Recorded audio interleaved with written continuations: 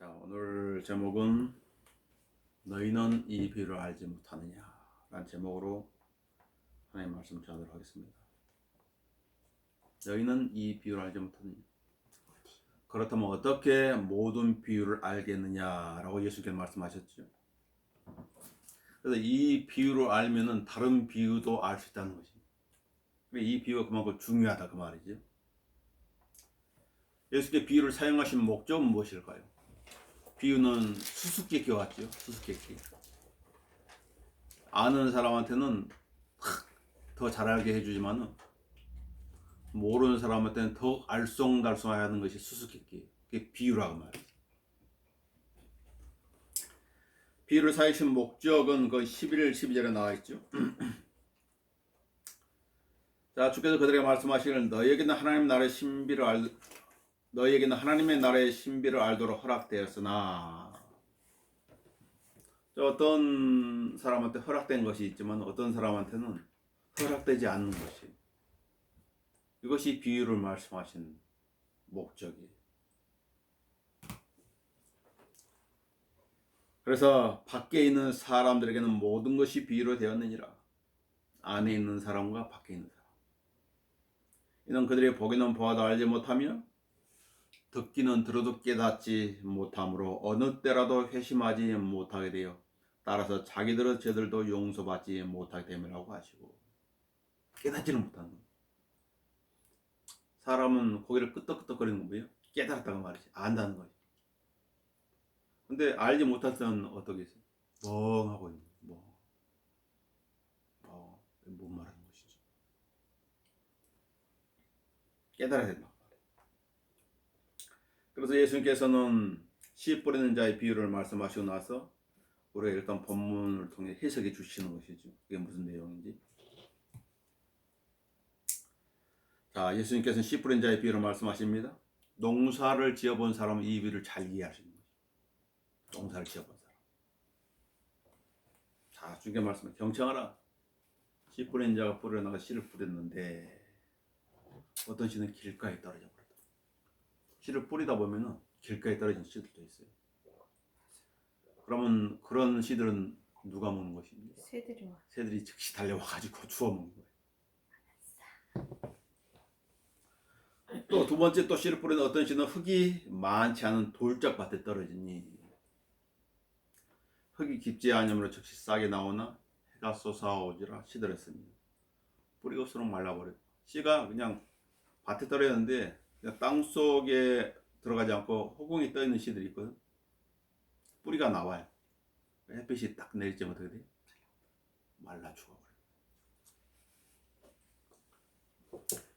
또 어쩔 때는 이 밭에 씨를 뿌려가지고 심겨놨는데도, 흙을 덮어놨는데도 새들이 와가지고 그 주둥이로 주둥이나 발을 통해서 파먹는 거예요. 그래서 시골에서는 뭐래요? 호수아비라든지 깡통을 속에서 막 딸그락딸그락 소리가 나게 하는 거예요. 씨를 못 먹도록. 그 벼가 익어갈 때쯤에 들녘에는 많은 호수아비들과 많은 깡통들이 달려있어요. 나달이 탁 익어갈 때 그걸 쪼아서 먹는 거예요.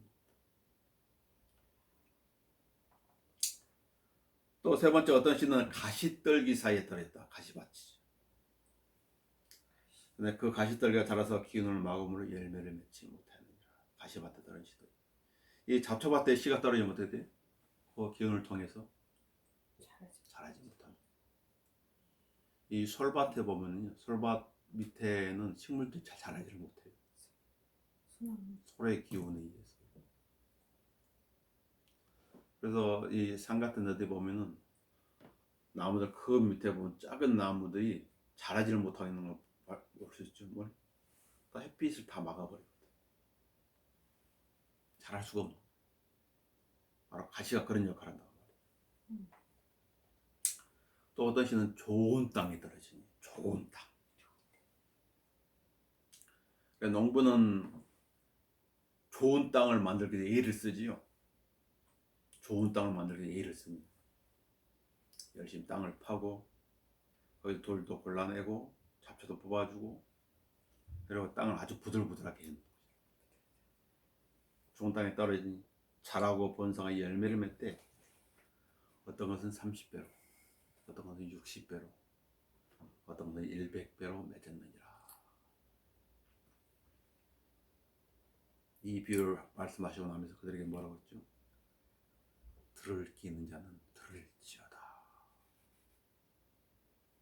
중요한 말씀이죠. 다 귀가 있다고 듣는 것이 아니에요. 저희들은 이 비유가 궁금한 거죠. 그래서 주님께 말씀드렸죠. 10절에 보면은 주께서 혼자 계실 때 12가 더불어 줄을 에워싼 사람들이 그 비유에 관해 주께 묻더라. 주님, 이 비유가 무슨 뜻입니까? 자기들도 알쏭달쏭하는 거예요. 그러니까 예수님께서 자세히 이 비유에 대해서 설명해 주시는 것이죠.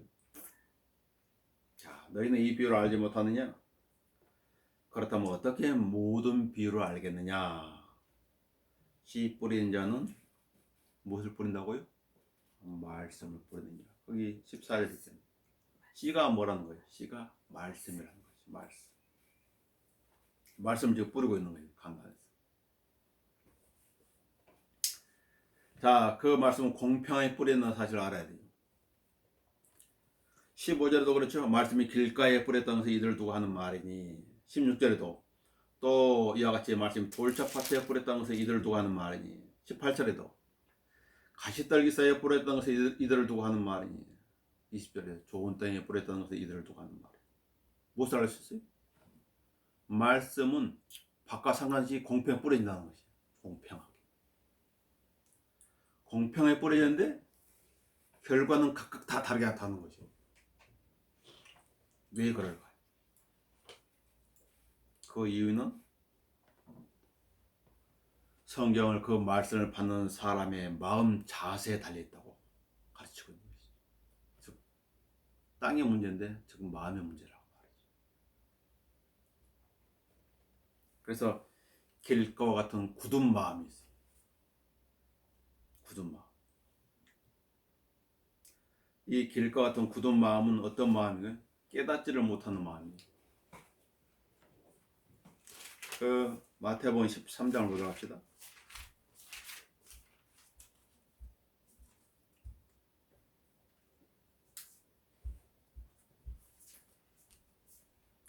마태복음 13장 19절을 보시면요.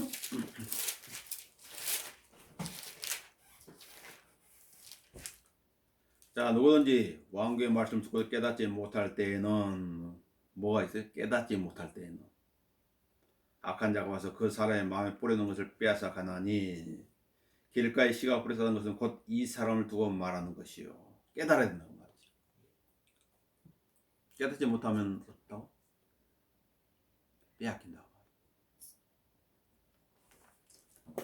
깨닫는다고 하는 건 뭔가 싹이 신기적으로 나는 것을 말하는 것이죠. 길가에서는 싹이 날 수가 없어요. 사람 계속 밟고 다니죠.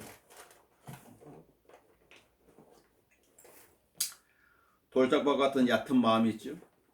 얕은 마음. 가시떨 같은 찌르는 마음이 있습니다. 반면에 좋은 땅 같은 좋은 마음입니다.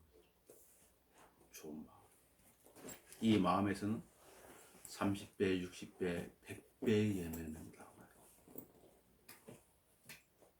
우리 구령 해보면 알죠. 구령 해보면. 복음을 깨닫지 못하면 복음을 잘 전하는 거 없어요. 복음을 깨달아 전하는 것이죠. 마음은 유동적이라는 사실을 알아야 돼요. 그래서 마음을 지켜야 된다고 그랬죠. 그래서 잠언 4장 23절은 열심을 다해 내 마음을 지켜라. 이는 삶의 문제들이 거기서 나옵니다. 예수님께서 이 비유를 말씀하실 때 첫 번째로 하신 말씀 무엇인? 경청하라 했어요. 경청하라.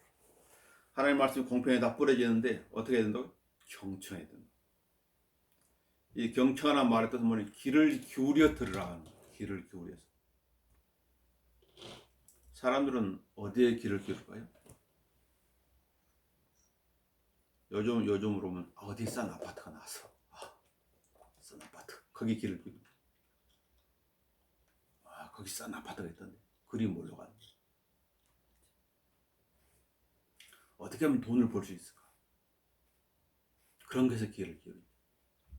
어떻게 하면 구원을 받을 수 있을까? 어떻게 하면 영원한 생명을 얻을 수 있을까? 그런데 귀를 기울이지 않는 거죠. 주님은 언제 오실 것인가? 경청하라. 두 번째 예수님께서 하신 말씀은 들을 끼는 자는 들을지어다 그랬죠. 9절에 들을 끼는 들을지어다. 하나님의 말씀을 들을 수 있는 귀를 가지고 있다고 하는 것은 복받은 거죠. 어떤 사람 하나님의 말씀을 전해줘도 듣지를 못하는 거죠. 무슨 얘기인지 잘 모르겠다. 성경에 대해서 얘기해줘도 알지를 못하는 거죠. 우리한테 쉬운 내용들이 어떤 사람은 엄청 어려운 것입니다. 이제 하나님께서 그렇게 성장시켜 주셨다는 것이지. 예수님께서 또 하신 말씀 알지 못하겠느냐 13절을 너희는 이 비유를 알지 못하겠느냐 그렇다면 어떻게 모든 비유를 알겠느냐 알아야 된다는 것이지요. 경청하라. 귀를 기울여 들으라. 어디에 무엇에 귀를 기울여야 하겠는가? 아담은 아내 이브의 말에 귀를 기울여가지고 금지된 열매를 따서 먹었죠. 예수님께서 하나님께서 그걸 언급하신 것이 창세 3장 17절에서 타라고 나니까 하나님께서 아담에게 말씀하시를 내가 내 아내의 음성에 경청한 까닭에 아내의 말에 귀를 기울여 하나님께서 하신 말씀을 무시해버린 것이죠. 내가 내게 명하여 말하기를 너는 그것을 먹지 말라고 한 그 나무의 열매를 먹었으니 너로 인하여 땅은 저주를 받고 넌 너의 전생에 또한 그 고통 중에서 그 소산을 먹으리라. 귀를 잘 기울여야 돼.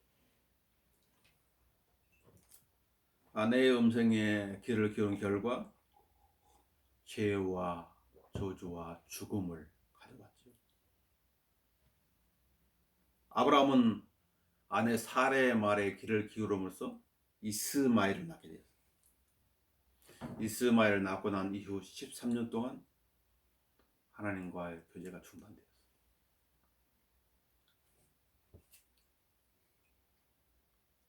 안타까운 일이죠. 또 이삭이 태어난 하나님께서는 아브라함이 이렇게 또 말씀하시는 거예요. 이삭이 태어난 창세 21장 12절에서 하나님께서 아브라함이 말씀하시길 사라가 내게 말한 모든 것에 있어 그녀의 음성이 경청하라. 이번엔 또 아내의 말을 들으라는 거예요. 전에 아내의 말을 듣고 나서 힘든 시기를 겪었는데 이번엔 또 아내의 말을 들으라.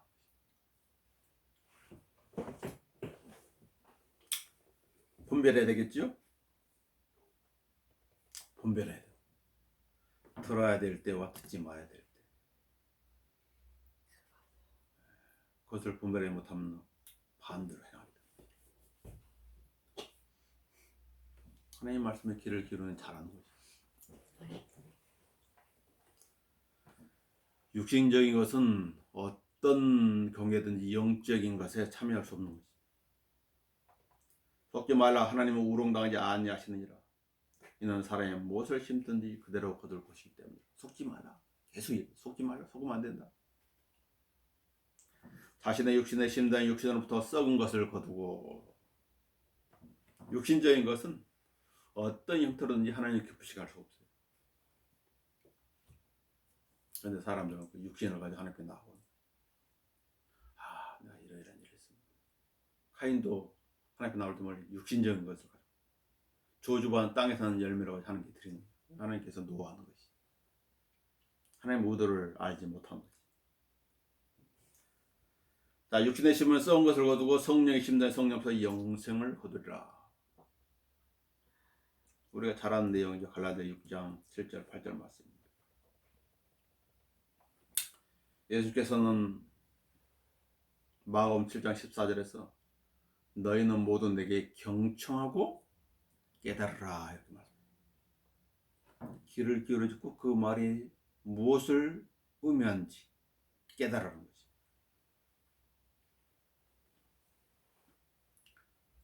듣기는 잘 듣는데 깨닫지 못하면 어떻게 돼요? 문제가 발생하지.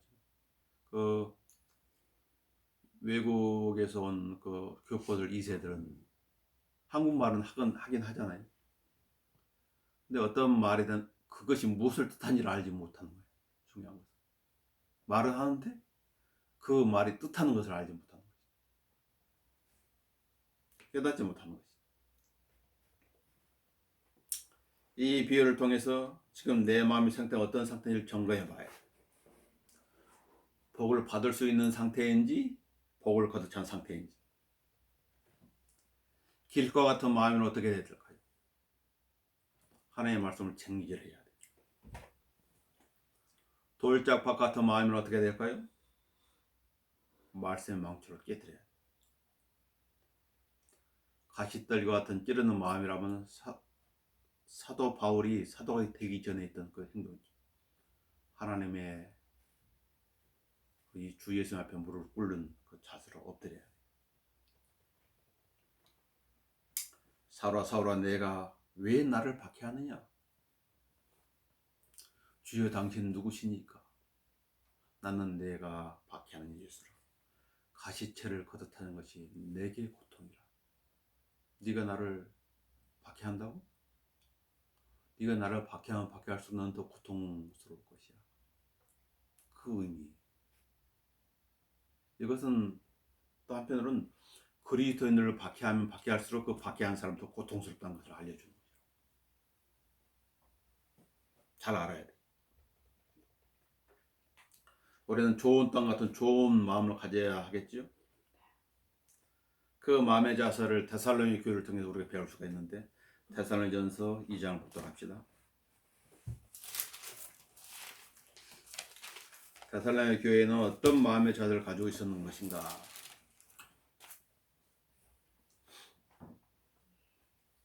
2장 13절을 보시면 이로 인하여 우리가 하나님께 쉬지 않고 감사하면 바울의 데살로니가 교회를 향해서 편지를 쓰면서 말하는 것이지.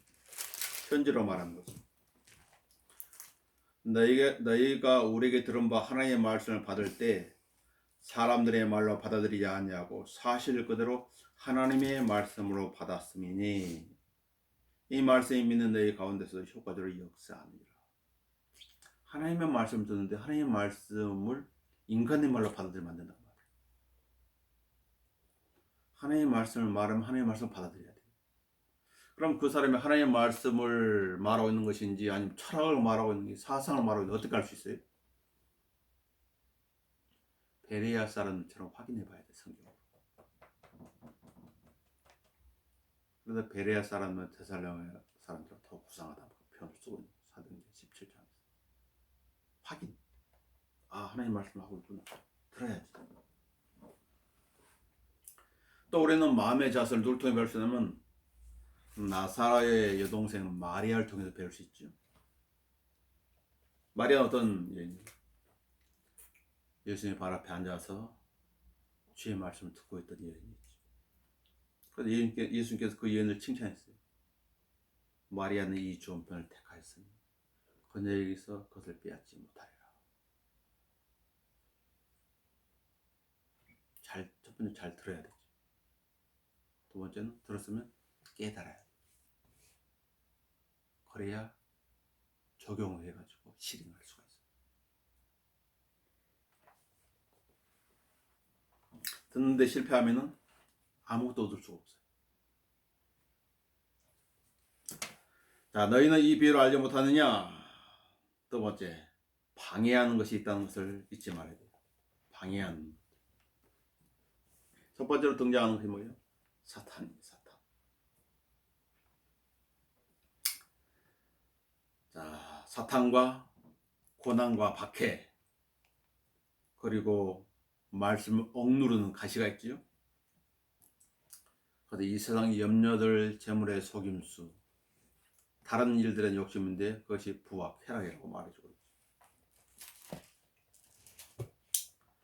그래서 말씀이 길가에 뿌렸다는 것은 이들을 두고 하는 말이 즉 말씀 듣자 곧 사탄이 와서 말씀 듣자마자 사탄이 딱 대기하고 있는 거예요.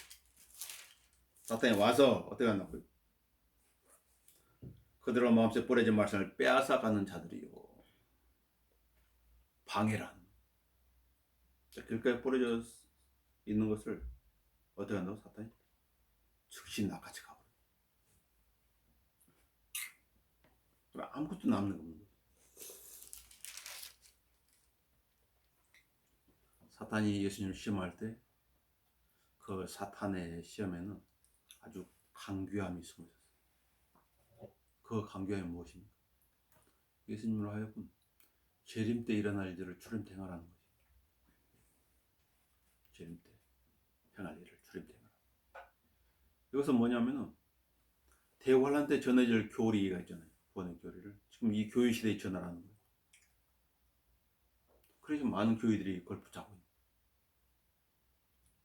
은혜로 구원받는 이 시대에 은혜가 아닌 예수를 믿는 것 플러스 어떤 행위를 해야 되는, 뭐 계명을 지켜야 된다든지. 그 배후에 누가 숨어 있어요? 사탄이 숨어 있어요. 사탄은 시시한 것에 관심을 두지 않아요. 사탄이 관심을 두는 것은 하나님과 관련된 것이에요. 예수님은 하나님의 아들이죠. 우리는 하나님의 아들들이에요. 아들들이 된 권세를 우리가 얻은 거예요. 예수를 믿었을 때. 우리는 예수를 믿었을 때 즉시 예수님과 함께 하나님 보좌 우편에 앉게 됩니다. 전성의 영광스러운 곳에 앉아있다. 그곳으로 가는 것이라고. 에베소 2장 6절에 있는 그 사실을 잊어버리면 안 돼요. 아멘. 우리가 하나님의 말씀에 관심을 가질 때 사탄은 그 말씀을 빼앗으려고 대기하는 사실을 잊어버리면 안 돼요. 그래서 어떤 사람은 설교를 들을 수 없고 설교 내용을 기억하는데 어떤 사람은 기억하지 못하는 거예요. 다 빼앗겨버리기 때문에. 안타까운 일이죠. 사탄이 그 말씀을 빼앗는 방법은 무엇이? 그 사람을 길가와 같은 마음으로 만드는, 딱딱한 마음, 굳은 마음, 완악한 마음. 누구 같은 마음이? 파라오와 같은 마음. 파라오. 출애굽기에 보면 파라오와 같은 마음이죠. 완악한 마음. 그럼 쉽게 빼앗을 수 있는 거예요.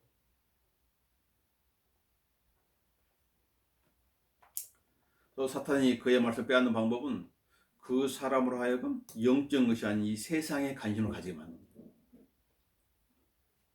거예요. 몸은 예배 장소에 나와 있는데 생각은 세상에 가 있는. 뭔 말을 들었는지 몰라요. 어떤 분이 이런 분이 있다고 그러죠. 설교할 때 졸기 시작해죠. 딱 축도할 때 눈을 뜨는 분이 있다. 그 안에 계속 숙면하다가 끝날 때 일어나는 거예요. 무슨 말을 했는지 하나도 기억하지 못하는 거예요. 잠들어 버렸기 때문에. 사탄이 탁 잠자는 영혼 탁 줘가지고 잠들게 만듭니다. 예전에 사탄이 이 방법을 통해 성공한 것이. 누가 거기 걸려들었을까요? 롯이 걸려들었죠. 소돔을 향하게 만들고 소돔을 동교하게 만드는 겁니다. 장막을 소돔을 향해 치게 만들고 소돔 안으로 들어가게 만들고. 그래서 어떻게 됐어요? 소돔이 멸망할 때 결혼한 두 딸들 안 듣는 거예요. 멸망한다. 사이들은 농담거리를 얘기해요. 소돔에 들어가서 그 나중에 나오는 그 딸들, 결혼하지 않는 딸들이 행한 것은 무엇이? 소돔의 방식이에요. 소돔의 방식. 사탄이 성공한 것이죠. 나중에 롯은 아무것도 없는 존재가 됩니다. 아무것도 없는. 또 사탄은 아나니아의 마음을 거짓으로 채우는 데 성공한 것이. 그래서 아나니아 입에서 나온 말이 뭐예요? 거짓말이다. 그냥 마음에 가득한 것을 입이 말하기 때문에 입은 통로예요. 마음에 가득한 끄집어내는 통로라고. 거짓말의 결과는 그의 생명을 내놓는 것입니다. 부창부수라고 그 아나니와 삽비라가 시간 간격을 두고 죽음을 맞이하게 되었죠. 무엇이었어요? 사탄의 영에 자신을 내어준 결과예요. 사탄은 베드로를 넘어지게 한 데도 성공했어요.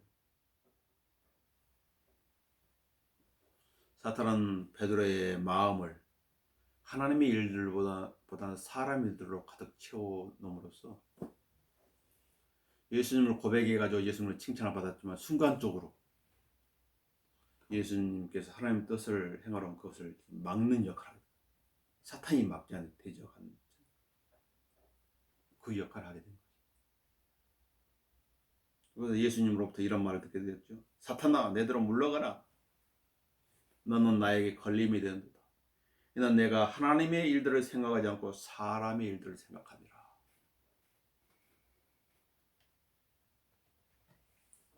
전도서 3장 10절을 보도록 합시다.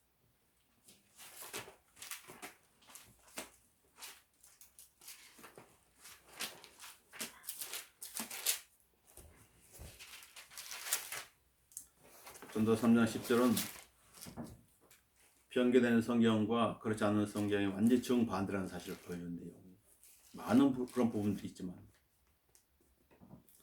전도서 3장 10절부터 보면 나는 하나님께서 사람들의 아들들에게 주사 그 속에서 일쓰게 하신 노고를 보았노라. 그는 모든 것을 그에 대해 아름답게 지으시고 또한 그 세상을 그들의 마음속에 두시어. 그래서 사람은 태어날 때 세상적인 것이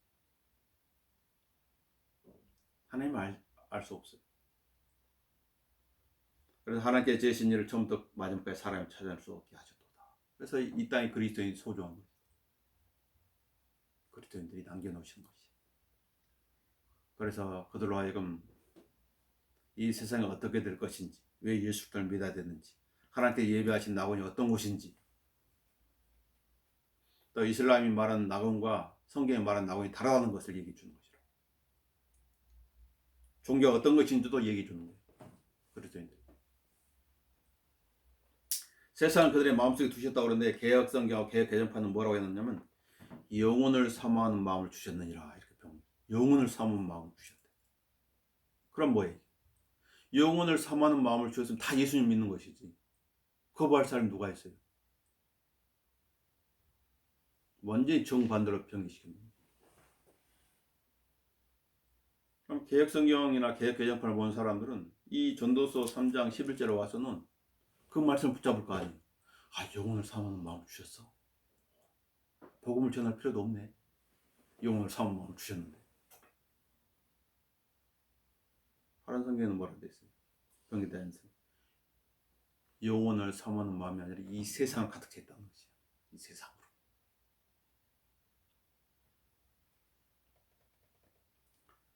사탄의 작품인 것이. 사탄이 인간으로 하면 어떤 진리를 알지 못하도록 다 변기시켜놨단 말이에요. 사탄은 변질된 존재예요. 그래서 성경을 마귀의 틈을 주지 말라. 하나님께 복종하라. 그리고 마귀를 대적하라. 그래야만 그가 너희로부터 도망하리라. 첫 번째 하나님에 대한 거죠. 두 번째가 마귀 대적하는 거. 하나님께 복종하지도 않는 사람이 마귀를 대적할 수 있어요? 없어요. 저는 마귀의 밥이 되는 거예요.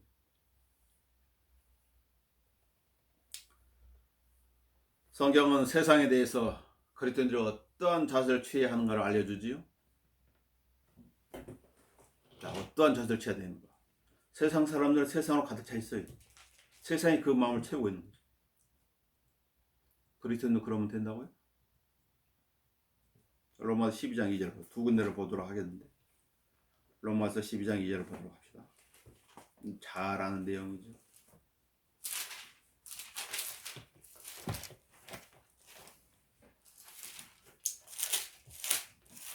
자, 로마서 12장 2절은 너희는 이 세상과 일치하지 말고 일치라고 하는 건 같이 동행을 하는 것이죠. 세상이 가는 방향으로 가는 것을 일치라고 해요. 성경 그렇게 하지 말라. 연어가 물살을 거슬러 올라가듯이 그리스도인은 이 세상과 반대로 가는 거예요. 세상의 유행이나 풍조를 따르지 말라는 거죠.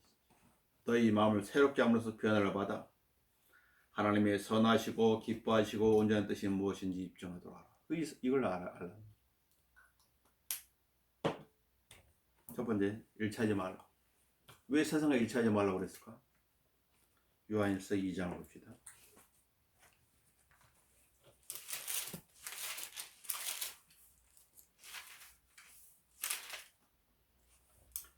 요한일서 2장 15절에서부터 17절까지 보면 왜 일치하지 말아야 되는지 나와 있죠.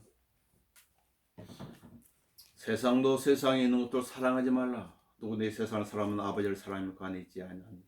이는 세상에 있는 모든 것이 육신의 정욕과 안모의 정욕과 생의 자랑이요 아버지에 속한 것이 아니라 세상에 속한 것이기 때문이라.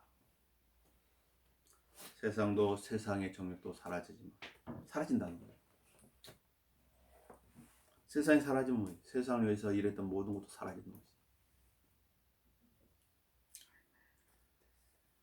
사라지만 하나님의 뜻을 행하는 자는 영원히 거하느니라. 근데 우리 육신은 그게 아니라고. 그래도 세상이 좋아 보이는 거야. 이게 육신의 시각. 그러나 세상에서 일어나는 일들을 많이 보면 어떤 일들이라는 거지. 부모가 자기가 낳은 자녀들을 죽이는 그 사건들. 이 세상에서 일하는 일들. 두 번째 방해하는 것은 고난과 박해지요. 처음에 사탄이 방해하고 두 번째는 고난과 박해가 방해하는 것인데 고난과 박해는 또한 믿음을 시험하기도 합니다. 고난과 박해가 나오는 그 부분이 뭐예요? 돌짝밭에 뿌려진 씨였죠. 중요한 것은 뿌리예요. 뿌리가 없으면 말라버린다. 하나님의 말씀 듣고 기뻐도 한다고 말이에요. 근데 말씀으로 인하여 고난과 박해가 오면 이건 무슨 말이에요? 그 사람을 시험하는 거지. 시험은 양면성을 가지고 있지. 시험을 통과하지 못하면 다시 재수를 해야 돼. 시험을 통과하면 앞으로 나아가는 거지. 자동차 시험도 마찬가지고 시험에 합격하려고 얼마큼 일을 써요. 불합격하면 또 합격하기 위해 또 연습하고 또 공부도 하고 노력하는 거예요. 그래서 합격했을 때 그 기분은 이루 말할 수 없지. 마찬가지. 고난과 박해를 믿음으로 이겨나가서 그 기쁨 말할 수가 없는 거지. 믿음의 뿌리가 튼튼하면 고난과 박해는 그에게 아름다운 간증을 남겨줍니다. 합격했다고 막 환호하는 것 똑같은 거지. 믿음의 뿌리가 약하거나 없으면 어떻게 돼요? 낙심하고 좌절하고 그런 실패를 맛보게 돼요. 안타깝죠. 마가복음을 기록한 마가 요한도 1차 선교 여행 때 동참했죠. 그러나 그 선교 여행은 그가 생각하는 것처럼 즐거운 게 아니었어요. 여행일 줄 알았는데 힘든 것이. 그래 어떻게 했어요? 돌아와 버려. 예루살렘으로 돌아와 버려. 이 사건이 나중에 바울하고 바나바가 다툰 그런 요인이 된 것이. 그럴 때는 누군가에게 다툼을 주는 요인을 주면 안 돼. 지혜로 봐야 돼. 본벨 내게 살아야 돼. 사람이 어떤 일을 할 때 즐거우면 뭐예요? 즐거우면 힘이 들지 않죠? 기쁨이 있어요. 그래서 사람이 힘이 들고 피곤하면 입에서 무엇이 나와요? 불평이 나와요. 힘들고 괴로운 불평이 나오는 거죠. 욥의 불평 한번 들어볼까요? 욥의 불평. 욥은 대단한 신앙 고백을 해가지고 욥기 1장 2장에 찬사를 받았는데 그의 몸에 직접 가해지는 타격은 그로 하여금 불평하게 만든 거죠. 욥기 7장을 봅시다. 긴 병에는 당해낼 재간이 없고 아주 심한 이 고난, 이 고문에도 당해낼 사람이 없어요.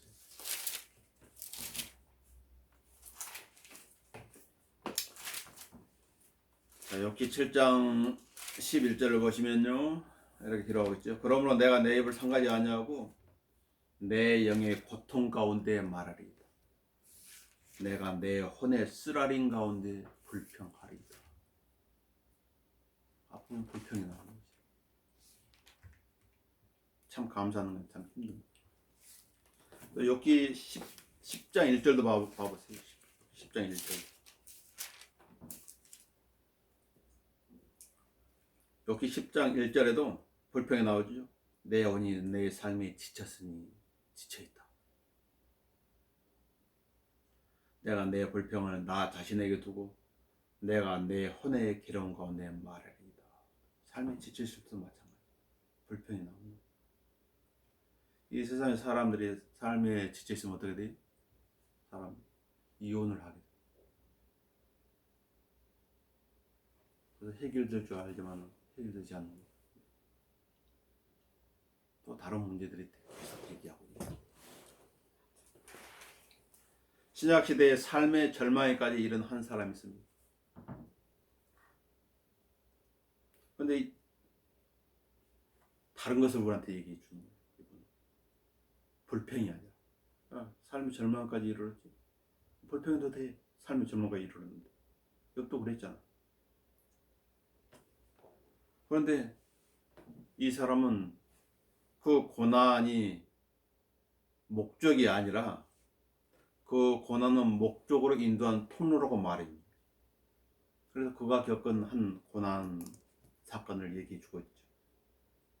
그것이 무엇이? 고린도후서 1장에 있던 아시아에서 닥쳤던 고난.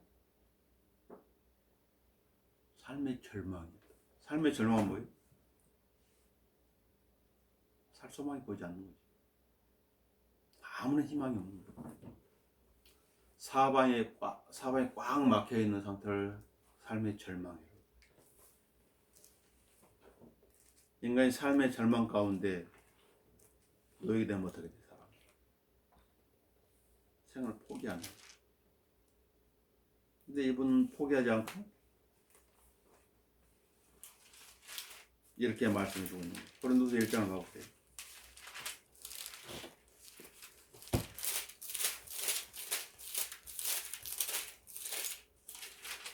이 부분들을 고난 가운데 있는 분들은 항상 잊어버리면 안 돼요. 형제들아, 아시아에서 우리에게 닥쳤던 고난을 너희가 모르기를 원치 아니하노니 이는 우리가 받은 극심한 압박으로 인해서 엄청나게 큰 스트레스입니다. 스트레스. 견딜 힘을 잃어 심지어는 삶의 절망에까지 이른 것이라. 아무런 소망이 없는 상태죠. 여기만 봐서는 구절이 있는 것이. 이걸 가르치기 위한 것이었구나. 이는 우리는 우리 자신 속에 사형 선고를 받았으니 이는 우리로 우리 자신을 신뢰하지 아니하고 죽은 자들을 살리시는 하나님만을 신뢰하려 함이라. 자신을 신뢰한 사람은 자신이 결정하게 될 것이 어떤 결정. 그러나 하나님을 신뢰한 사람들이 하나님께 맡기는 거지. 하나님께서 맡기는 법을 무엇을 통해서? 삶의 절망까지 이르는 고난을 통해서 사도 바울과 그 일행에게 가르쳐준 것이. 하나님 바라보라. 누가 말했죠? 사방이 딱 막히면 위를 쳐다보라. 하늘 뚫려 있지 않느냐. 하나님을 찾으라는 것이죠. 그래서 바울은 이런 걸 겪기 때문에 말해주는 거죠. 누가 우리를 그리스도의 사랑에 떼어넣을 수 있으리요? 환란이, 공경이, 박해가 떼어놓을 수 없다고. 무엇이 있어야 되죠? 믿음의 뿌리가 있어요. 믿음의 뿌리가. 그렇지 않으면 진짜 끝나는 거지. 세 번째 방해는 요인은 이 세상 염려들과 재물의 속임수와 다른 일들에 대한 욕심이죠. 다른 일들에 대한 욕심, 부와 쾌락이 나를 즐겁게 하는. 성경 이것을 무엇이라고 그래요? 찌르는 가시라 하면 찌르는 가시. 그다음에 말씀을 억누르는 것이다. 이 억누르는 표현은 질식시키는 거예요. 질식 말씀을. 우리가 그 물속에 들어가면 어떻게 돼요? 못 나오면 질식해서 죽죠. 바로 그와 같은 것이. 하나님의 말씀을 억눌러가지고 질식시켜버려요. 그래서 열매를 맺지 못하게 하는 거죠. 이 세상 염려들은 우리가 이 세상에 있기 때문에 나타나는 현상들이죠. 그렇다고 그런 염려들이나 근심, 걱정들이 어떤 문제를 해결해 주는 것은 아니에요. 더러 이 세상의 염려들은 더 깊은 염려로 걸어갈 뿐이죠. 예수님께서 말씀하셨죠. 너희는 누가 염려함으로 자기 키를 한 규빗이나 더 늘릴 수 있겠느냐.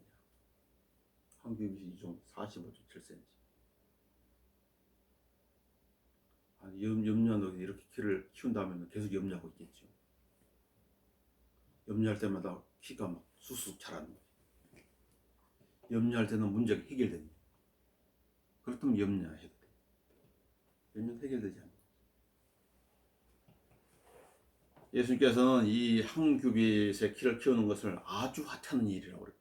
의학적으로도 이 한 규빗을 키울 수가 없어요. 예수님 하찮은 일이라고 그래요. 그럼 너희는 아주 하찮은 그 일을 마저 할 수 없으면서 어찌 그 남의 것을 염려하느냐. 그래서 염려하지 말라고 백합화를 보라. 하늘에 나는 새를 바라보라. 그렇게 말씀하고 있는 것이지. 염려가 생긴다면 어떻게 해야 될까요? 하나님께 기도해야지. 염려할 시간에 기도하라. 고민할 시간에 기도하라. 걱정할 시간에 기도하라. 불평할 시간에 기도하라. 그래서 위대한 성경 구절이죠. 약속의 구절. 아무것도 염려하지 말고 첫 번째로 모든 일에 기도와 간구로 너희 구하는 것들 감사함으로 하나님께 알려지게 하라. 그리하면 모든 죄가 조라신 하나님의 평강이 그리스도 예수 안에서 너의 마음과 생각을 지키시리라. 빌립보서 4장 6절 7절 말씀. 암송해야 돼. 좀 묵상해야 돼. 그럼 힘이 나는 거야. 자, 그러고 나서 이 약속의 말씀이 어떻게 이루어진지 살펴봐야 돼. 그러면 이 약속의 말씀이 그 사람에게 아름다운 간증을 안겨드릴 거예요. 베드로도 말하죠. 너의 염려를 다 하나님께 맡기라. 왜 그런 것입니까? 이는 그분께서 너희를 돌보시리라. 베드로전서 5장 7절 말씀. 하나님의 말씀을 따른다면 이 방해의 요인, 사탄이라든가 그 다음에 돌잡고 같은 그런 마음이라든가 찌르는 가시와 같은 이런 부분들이 표현해가지고 간증이 되는 거죠. 자, 세 번째, 너희는 이 비유를 알지 못하느냐? 그렇다면 어떻게 모든 비유를 알겠느냐? 씨를 뿌리는 목적이 있죠. 헛되이 씨를 뿌리는 사람이 있을까요? 농부 헛되이 일을 한다. 물론 이 세상에서는 아주 풍작을 이뤘는데 너무 값이 헐값이다 보니까 배추발을 뒤집어 엎는 경우, 농작물 뒤집어 엎는 경우도 있죠. 요새는 그런 적이 있어요. 좀 농부는 헛되이 씨를 뿌리지 않아요. 또 좋은 땅에 뿌렸다는 것을 이들을 두고 하는 말이니 즉 말씀을 듣고 받아서 어떤 사람은 30배로 어떤 사람은 60배로 또 어떤 사람이 100배로 열매를 맺는 자들이라고 하시고 누가복음 8장 15절에 이렇게 말합니다. 씨가 좋은 땅에 떨어졌다는 것은 정직하고 선한 마음 말씀을 듣고 지켜서 인내로 열매를 맺는 자들이라. 마태복음 13년 깨달아서 열매를 맺는다. 씨를 뿌리는 목적이 있다고 그랬지. 그래서 열매지. 열매를 맺으려면 어떻게든 모든 일에 인내해야 돼. 십자가 없이는 영광이 없어요. 농부가 오늘 씨를 뿌렸다고 오늘 거둘 수 없는 것 같지. 월급을 받으려면 어떻게 돼? 역시 인내하며 기다려야 돼.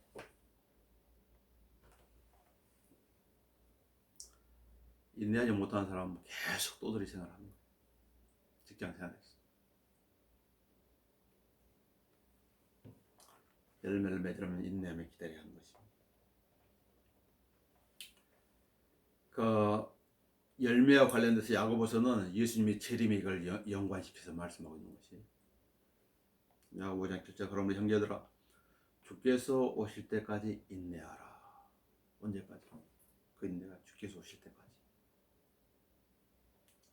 바로 농부가 땅에서 난 귀한 열매를 바라고 이른 비와 늦은 비를 받을 때까지 오래 참나니 너희도 인내하여 마음을 경고케 하라. 주의 오심이 가까웁니다. 누군가를 구원하려면 어떻게 돼요? 꿀의 열매를 얻으려면 기도하면서 인내해야 돼요. 성질 급하면 안 되는 거예요. 성질대로 해서도 안 되는 거예요. 하나님의 말씀대로 온유함과 겸손함을 잊어버리면 안 돼요. 누구를 불행하려면 그래요. 믿음의 성자라면 역시 하나님의 말씀 가운데 인내해야 돼요. 성경 공부하다가 지루하다고 떨치고 나가버린다든지 덮어버리면 돼요. 알 수가 없어요. 주님의 재림을 바라는 사람들 역시 인내하며 기다려야 돼요.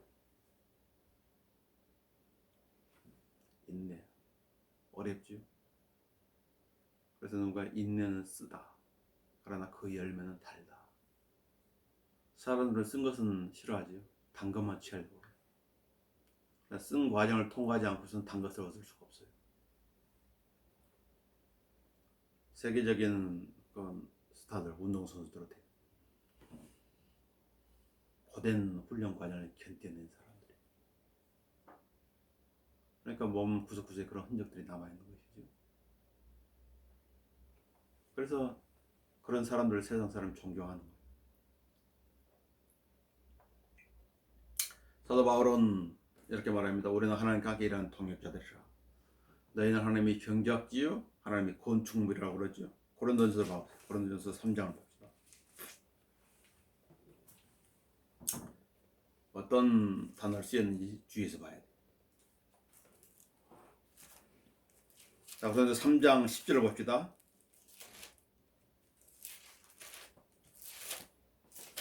고린도서 3장 10절은 내게 주신 하나님의 은혜에 따라 내가 현명한 건축과 같이 기초를 닦았더니. 자, 사도들은 뭐 기초를 닦는 사람들이 다른 사람이 그의 죄인이라. 그러나 각 사람 누구예요? 우리 개개인들이요. 그 위에다가 어떻게 지을지 주의해야 할 것이라. 이 닦아놓은 기초 위에 아무도 다른 기초를 놓을 수 없는 이 기초는 예수 그리스도시라. 이제 누구는 이 기초 위에 금이나 음이나 보석이나 나무나 집이나 그토록 지으면 각 사람이 일하는 일이 나타나게 되리니 각 사람 개개인들이 예수를 믿는 개개인. 그날에 이것을 밝힐 것이라. 이는 그것이 불로서 드러나고 또 그분은 각 사람이 일한 것이 어떤 종류인지를 시험할 것이기 때문이라. 예수님 믿고 나서 일한 것들 있잖아.